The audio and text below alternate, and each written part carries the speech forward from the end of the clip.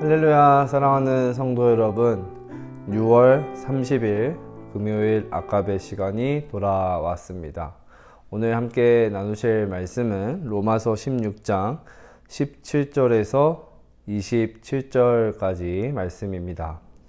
오늘 본문은 로마서의 마지막 부분에 해당이 됩니다. 어제 본문의 내용만 보아도 바울은 로마에 있는 성도들을 향해서 따뜻하고 부드러운 어조로 문안 인사를 전했습니다. 그런데 오늘 본문 17절에 이르러서 바울은 이전과는 달리 강하고 단호한 어조로 로마 교회의 성도들을 향해 권면합니다. 17절 말씀을 함께 읽도록 하겠습니다. 형제들아, 내가 너희를 권하노니 너희가 배운 교훈을 거슬러 분쟁을 일으키거나 거치게 하는 자들을 살피고 그들에게서 떠나라. 바울은 자세히 살피고 분별해서 단호하게 관계를 끊어야 할 사람들이 있다 말합니다. 그러면 바울이 떠나라, 관계를 끊어라 라고 경고하고 있는 자들은 누구인가요? 17절을 다시 보시면 너희 교훈을 거슬러 분쟁을 일으키고 거치게 하는 자들이라고 지적을 합니다. 거룩한 믿음 공동체 안에 분쟁을 만들어서 공동체를 허물려 한다거나 믿음의 형제 자매들이 신앙생활을 하는 데 있어 방해가 되는 일을 하는 사람이 있다면 그러한 자들을 멀리 하라는 것입니다. 왜 그렇게 해야 하는지 18절에서 바울이 이야기를 합니다. 18절 말씀입니다.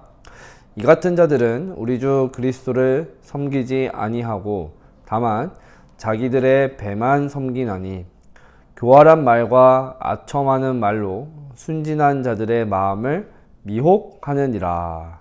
아멘. 한글 성경에는 빠져 있지만 원어에는 왜냐하면 이라는 접속사가 함께 있습니다.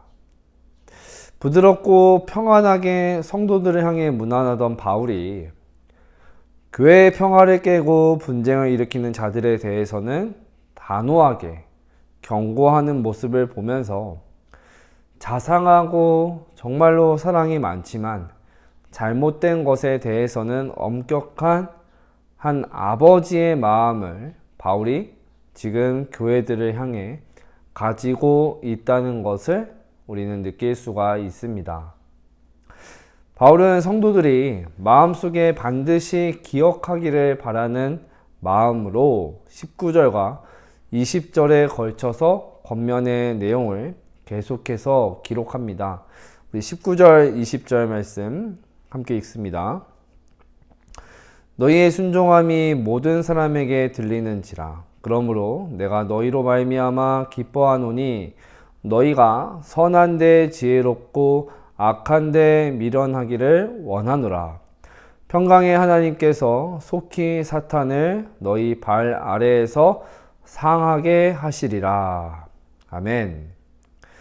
바울은 로마에 있는 그리스도인들이 선한 것을 따르는 데에는 지혜롭고 악에 이끌리는 데에는 미련함으로써 거짓 선생들의 미혹에 넘어가지 않기를 강력하게 주의시키고 있습니다. 지금까지 보면 바울이 말하고자 하는 내용이 무엇일까요? 선한 데는 지혜롭고 악한 데는 미련하라는 이 권면을 통해서 우리 믿는 자들은 악행을 일삼는 자들을 멀리 해야 할 뿐만 아니라 우리를 공격하고 비방하는 자들을 일일이 대응하고 보복하려 하기보다는 공의로우신 하나님께서 직접 모든 것을 심판해 주실 것임을 믿고 하나님께서 직접 이 상황들을 이끌어 가시고 해결해 주시도록 하나님께 맡길 수 있어야 한다는 것입니다. 공의로우신 하나님께서는 사탄을 너희 발 아래에서 상하게 하시리라 는 말씀처럼 교회와 성도를 미혹하는 자들을 절대 그대로 내버려 두시지 않고 반드시 심판하십니다. 바울은 불의한 자들에 대해 성도들이 또한 어떻게 대응해 가야 하는지를 권면한 이후에 21절부터 23절에서는 다시 앞에서 나누던 문안 인사를 지속합니다. 내용은 이와 같습니다. 동역자 디모데, 누기오, 야손, 소시바더가 문안하고 바울을 대신하여 로마서를 기록하는 더디오도 문안하고 있고 교회를 돌보아주는 가이오, 성의 재무관 에라스도와 형제 구아도도 문안하고 있다고 밝히면서 바울과 함께 사역자들의 로마 교회 성도들을 향한 마음을 전함으로써 비록 지금 몸은 함께 하지는 못하지만 로마 교회 성도들을 향해 얼마나 바울이 많은 관심과 사랑을 갖고 있는지를 보여주고 있습니다. 그리고 마지막으로 25절부터 27절까지의 내용을 통해서 지금까지 자신이 전파하였던 복음을 변호하고 설명해왔던 로마서의 이 대단원의 막을 내리면서 로마 교회에 보낸 편지의 내용을 요약을 하고 있습니다. 지금까지 바울이 전한 복음과 예수 그리스도에 관한 수많은 가르침과 설교를 통해서 하나님께서는 오랫동안 알려지지 않았던 감추어졌던 비밀을 이제 밝히 드러내셔서 로마 교회의 성도들을 굳세게 해주셨습니다.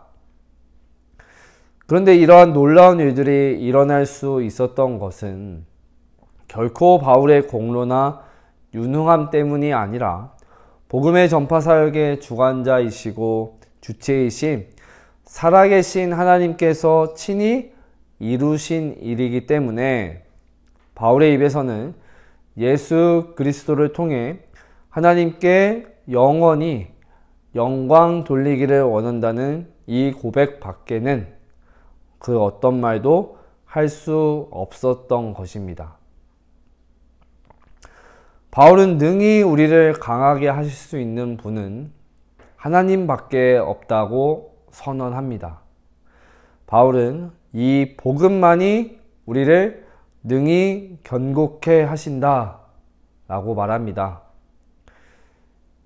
우리가 이미 믿고 있는, 우리가 구원에 이르도록 자라게 하는 것도 바로 하나님의 말씀입니다.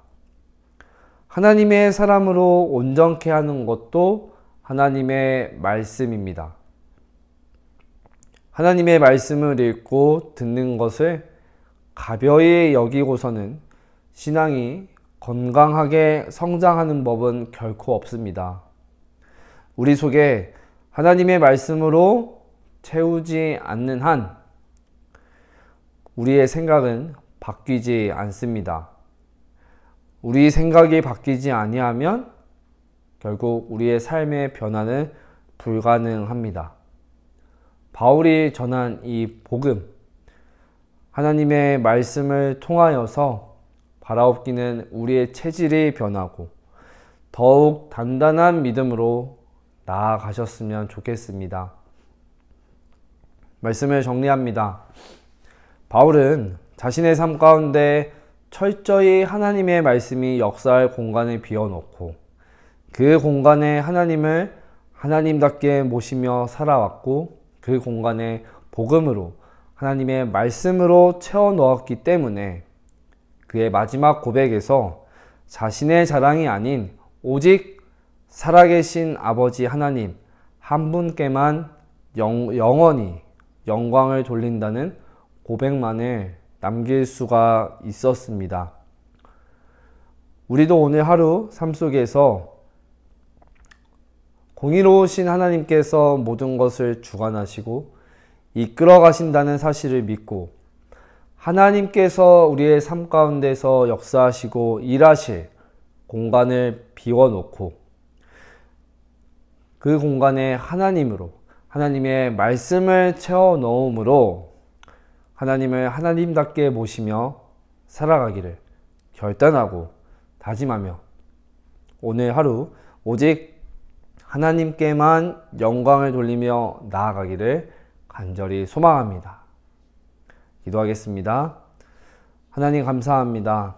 오늘도 우리에게 귀한 복음의 진리를 말씀을 허락하여 주시고 우리의 삶 가운데 다시 한번 하나님께서 역사하시고 일하실 수 있도록 우리의 마음을 비워놓게 하시고 말씀으로 채워지는 이 시간들을 허락하시니 감사합니다.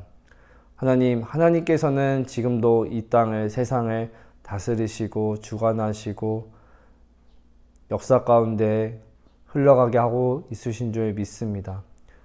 그 하나님만을 더 신뢰하며 나아가게 하시고 주신 약속의 말씀, 언약의 말씀, 신비의 복음을 붙들고 하나님 이 하루도 승리하며 나아가게 하시고 그러한 삶의 발걸음들을 통하여서 오직 바울의 고백과 같이 하나님께만 영광을 돌리며 나아가는 복된 삶이 될 수 있도록 인도하여 주시고 함께하여 주시옵소서. 감사드리며 예수님의 이름으로 기도드립니다. 아멘. 사랑하는 성도 여러분, 오늘 하루도 말씀을 붙들고 승리하시길 소망합니다.